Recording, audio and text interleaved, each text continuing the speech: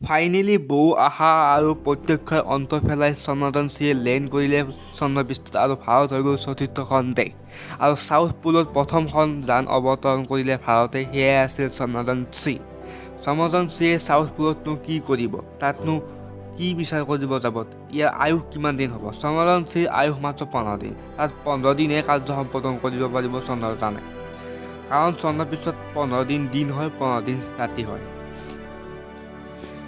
চন্দ্ৰযানৰ লগত যোৱা প্ৰজ্ঞান নামৰ ৰবটটোৱে তাত মাত্ৰ 15 দিনহে কাৰ্য সম্পাদন কৰিব পাৰিব। আৰু এই প্ৰজ্ঞান নামৰ ৰবটটো অসংখ্য চলাৰ স্থাপন কৰা হৈছে আৰু লেণ্ডাৰ বিক্ৰমতো অসংখ্য চলাৰ স্থাপন কৰা হৈছে।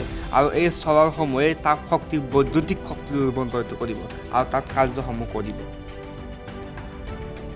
চন্দ্ৰযান 3 লগত যোৱা প্ৰজ্ঞান নামৰ ৰবটটোৱে মাত্ৰ 14 দিনহে কাৰ্য সম্পাদন কৰিব পাৰিব চন্দ্ৰপৃষ্ঠত। তাৰপিছত সম্পূৰ্ণৰূপে বিকল হৈ যাব আৰু ইয়াত থকা যন্ত্ৰ পাতি সম্পূৰ্ণৰূপে বিকল হৈ যাব, কাৰণ যিহেতুকে 14 দিনৰ পিছত চন্দ্ৰপৃষ্ঠত য'ত চাউথ পোল আছে তাত অন্ধকাৰ হৈ যাব। কিন্তু ঈশ্বৰে এটা সপোন দেখিছে যে ইয়াক 14 দিনতকৈ বেছিকৈ ৰাখিব পৰা যাব নেকি, ইয়াক কিবা টেকন'লজি ইউজ কৰি ইয়াক 14 দিনতকৈ বেছিকৈ ৰাখিব পৰা যায় নেকি। কিন্তু এইটো ইমান সহজ কথা নহয়। ৰাছিয়াৰ যিখন যান আছিল লুনাৰ 25, বৰ্তমান সেইখন ধ্বংস হৈ গ'ল চন্দ্ৰপৃষ্ঠত লেণ্ড কৰিব ওলাওঁতে। সেইখন এনেকুৱা এটা টেকন'লজি ইউজ কৰা আছিল যে যদি সেইখন অৱতৰণ কৰিলেহেঁতেন তেন্তে 1 বছৰলৈকে তাত থাকিব পাৰিলেহেঁতেন। কিন্তু ঈশ্বৰে আমাৰ এটা সপোন দেখি আছে যে এনেকুৱা এটা টেকন'লজি আমাৰ চন্দ্ৰযানসমূহতো ইউজ কৰিব পৰা যায় নে নাযায়। কিন্তু ভৱিষ্যতে হ'ব, হয়তো 1 বছৰ নহয়, 2 বছৰ 3 বছৰ পিছত এনেকুৱা টেকন'লজি আহিব। চন্দ্ৰযান 3 চাউথ পোলত পানী, হিলিয়াম-3, প্লাজমা, বিভিন্ন ধৰণৰ কেমিকেল অনুসন্ধান কৰিবলৈ গৈ আছে চন্দ্ৰপৃষ্ঠত। সাধাৰণতে নৰ্থ পোল আৰু চাউথ পোলটো বহুত ইম্পৰ্টেণ্ট হয়। নৰ্থ পোলত যি বস্তু নাই সেয়া বস্তু চাউথ পোলত পোৱা যায়, চাউথ পোলত যি বস্তু নাই সেয়া নৰ্থ পোলত পোৱা যায়।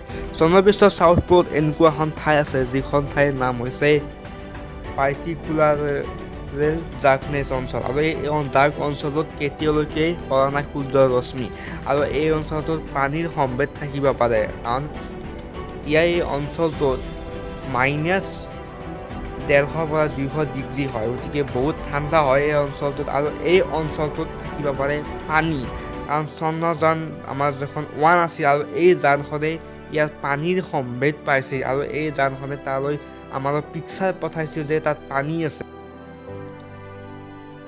এয়াই আছিল চন্দ্ৰযান 1এ পঠোৱা এটা পিকচাৰ, আৰু ইয়াত দেখা গৈছে যে পানী আছে, নীলা নীলা অংশত পানী আছে। যদিও পানী আছে, ভৱিষ্যতৰ বাবে অলপ সপোন হ'ব পাৰে। আৰু এই চন্দ্ৰযান 1এ 15 বছৰ আগতে এই কথা প্ৰমাণ কৰি থৈ গৈছে, গতিকে এই অঞ্চলত পানী থাকিব পাৰে।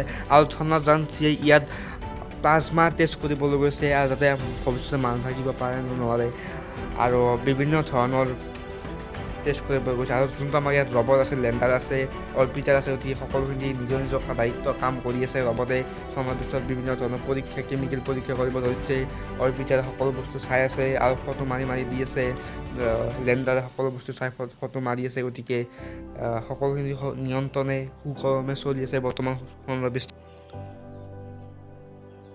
চন্দ্ৰযান 3 চন্দ্ৰপৃষ্ঠত হাইড্ৰজেন, ছডিয়াম, মাৰ্কুৰী, চিলভাৰ আদি কেমিকেল সন্ধান কৰিবলৈ গৈ আছে। চাওক, কিছুমান বস্তু সূৰ্যৰ পৰা আহি পৰে আৰু পৃথিৱীত পৰিছে, কিছুমান পৃথিৱীৰ গ্ৰেভিটিৰ কাৰণে কিছুমান বস্তু আঁতৰি গৈছে, কিন্তু চন্দ্ৰত থাকিব পাৰে সেইবোৰ বস্তু তাৰ সন্ধান কৰিবলৈ গৈ আছে আমাৰ চন্দ্ৰযান 3। যি নহওক, আমি এদিন সফলতা লাভ কৰিম, ইয়াৰ বিষয়ে জানিম যে চন্দ্ৰযান 3 তাত কিমান হিলিয়াম আছে। সফল হওক, আমাৰ অভিযান সফল হ'ব লাগিব চন্দ্ৰযান 3। আপোনালোকৰ হয়তো এটা প্ৰশ্ন উদয় হৈছে যে যিহেতুকে চন্দ্ৰযানে তালৈকে যাব নোৱাৰে সেই ডাৰ্ক অঞ্চলটো, কাৰণ তাত সূৰ্যৰ পোহৰ নপৰে, তাততো কেনেকৈ কাৰ্য সম্পাদন কৰিব। আমি জানো যে ৰবটত কি লগা আছে, চলাৰ লগা আছে, তাত সূৰ্যৰ পোহৰ পৰিব লাগিব, তেতিয়া কাৰ্য সম্পাদন কৰিব পাৰিব। এই ৰবটটোৱে আধা অংশলৈহে যাব, য'ত পোহৰ পৰে, য'ত সূৰ্যৰ ৰশ্মি পৰে তালৈকে যাব, তাৰ কাষলৈকে যাব, ডাৰ্ক অঞ্চলটো কাষলৈকে যাব, যাতে তাক ফটো মাৰিব পৰা যায়।